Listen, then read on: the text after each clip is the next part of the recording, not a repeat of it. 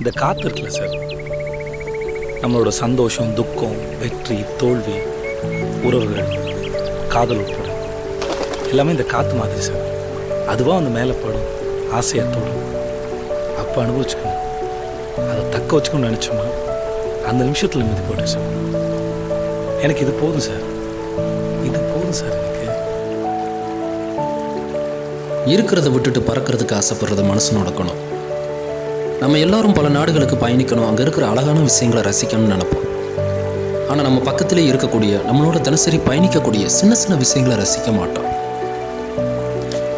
மனசனோட குணம் வேணால் மாறலாம், ஆனால் இயற்கை என்றைக்கும் தன்னை மாற்றிக்கிட்டது கிடையாது. நீங்கள் உலகமே சுற்றினாலும் நிலம், நீர், காற்று, ஆகாயம் இந்த 5 விஷயத்தில் அடங்கிடும். பல நாடுகளுக்கு பயணிக்க நினைக்கிறது தப்பு இல்லை. ஆனால் அதே நேரத்தில் நம்மளை சுற்றி இருக்க சின்ன சின்ன மரங்களையும், ஆறுகளையும், குளங்களையும் ரசிக்க மறந்துடக்கூடாது.